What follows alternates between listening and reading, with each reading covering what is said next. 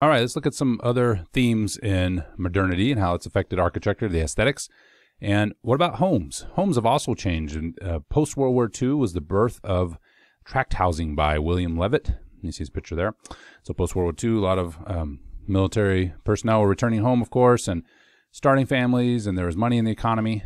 And tract housing, you see this movement in the United States and around the world too, but more so in the United States, is this movement towards efficiency. What's the most efficient way to get things done, the cheapest way to get things done? I grew up in tract housing. It's not a knock on tract housing. This is just what happened, is that we had the explosion of tract housing. We could pack in houses in a smaller area, make more money. And if we only had 3 designs, then just like making only 3 types of cars, you didn't have to have all kinds of different parts for different cars. There was a schematic. There was a way to do it. You could put them up quickly. And that was the birth of tract housing. If you look at some other pictures here, these are houses we say have more character. These are pre-tract housing. A craftsman home, kind of the Cape Cod home styles. There may be in a style, but they would have specific things that are unique to these houses. One thing I think is interesting to think about too is yard sizes were typically bigger in these older homes pre-tract housing. I mean, what could that mean in terms of physical activity? And if you look at modernity in general, if you look at houses now, these houses I've seen of recent, there's not a lot of yard, right? There's a lot of house, but not a lot of yard per se.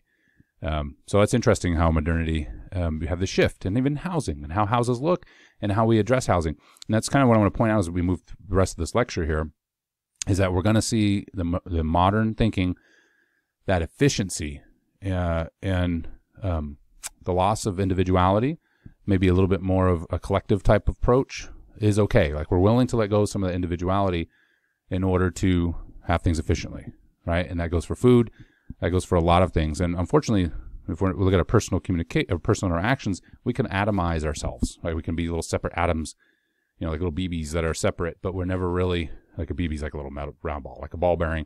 And we're never really, we can kind of, we're next to each other, but we have no connections to one another, right? And it could be even traced back to something aesthetics, or something even like tract housing. Again, I'm not knocking tract housing. I grew up in tract housing. I live in tract housing. But that's just a trade-off that was done, right? And I want you to see that more than anything. It's not about tract housing as much as that you're going to see these continued trade-offs and the aesthetics. So here's another example on a little bit larger scale. So you have one side, and I know this, I try to match the kind of mood of the picture, but meaning like the sky is dreary, etc. Try to match that so you can look at the buildings without having the picture influence you, but that's probably going to be impossible to some degree.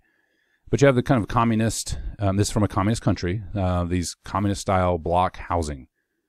Gray buildings, the same building, right? There's nothing unique about them.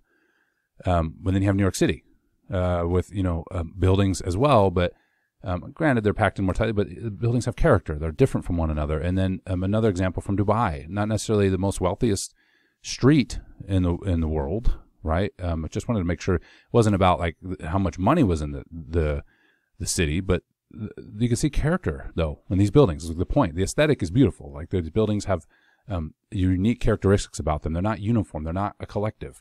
They're individualized. That aesthetic is what's beautiful, right? Not just the same, replicated building type.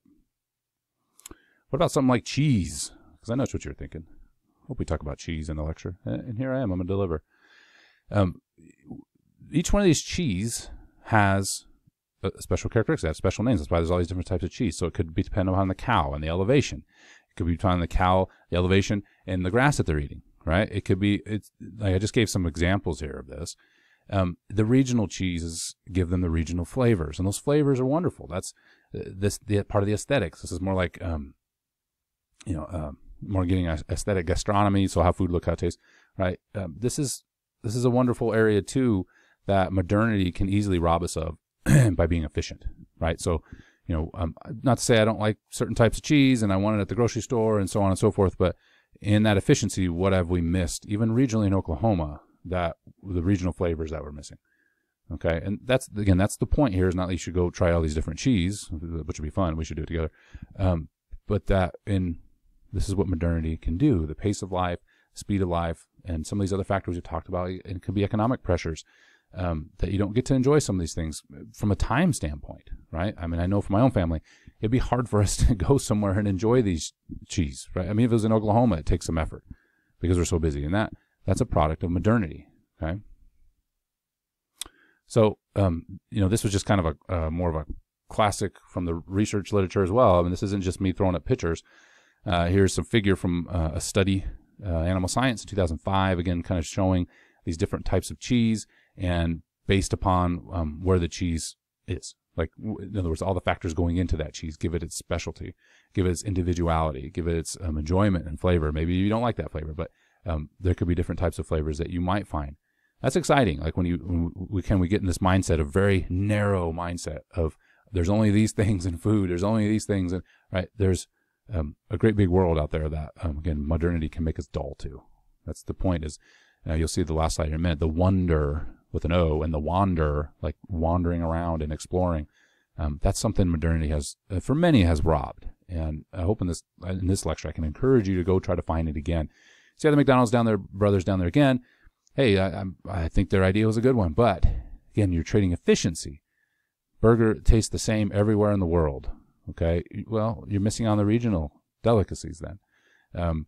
Efficiency of speed. Well, then how does that, in this example, how does that treat the worker, right? That's just now squeezing a ketchup bottle, and they're not a part of raising a cow, which would be more involved. And I think that sounds awful too, maybe, but it would be have more stimulus associated with it and more work and right than squeezing a ketchup bottle. Okay, and that's the point. Is how our food is raised, how our food is delivered, how our food is prepared, also can have some individual qualities to it.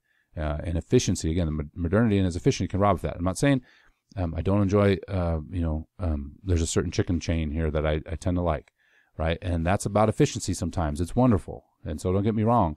But if we let modernity rob us, right, this and kind of our modern conveniences rob us of the individual flavors and tastes and wonderful things around us, we're missing out. We're missing out. And our wellness will suffer because of that. It really will. And then the diversity in our environment impacts us a great deal, and the lack of can also impact us to the negative. So I just made this little figure to finish. I won't belabor this point too much longer, but again, the wander affects the wonder, the wonder affects the wander affects the aesthetics. I mean, you can't enjoy something if you never go see it, right? You can't enjoy a flavor if you never experience it, okay? And I'm not talking about exotic travel. I'm just saying getting outside of a bubble. What I want to encourage you with this lecture is to get outside of what your normal is, like in terms of food and travel and go out in nature. You're like, I don't like nature. Okay, go find something else then that you enjoy. I mean, go to the zoo. I mean, right? Anything that you don't usually do, go do it. Wander a little bit and wonder. Regain that creativity. I think you'll be surprised at how dull you've become. And I don't mean that in a mean way. Maybe some of you are not that position, but I know for myself, when I challenged myself in this area, I had become very dull to the wonderful things around me. Okay, again, it may sound silly, but you watch like a dragonfly fly by, and that's pretty cool, right? You watch the lightning bugs at night. I mean, that's incredible, right? That's the wonder, okay, around us. And if we stop and think about those things, let those things sink in, sometimes that can change your mood. It can give you a spirit of gratitude and appreciation for what you get to be a part of. So that's my encouragement to you, because certainly all these things are tied with wellness. Enjoy the good and the beautiful, okay? Because they do matter. Okay, that's it.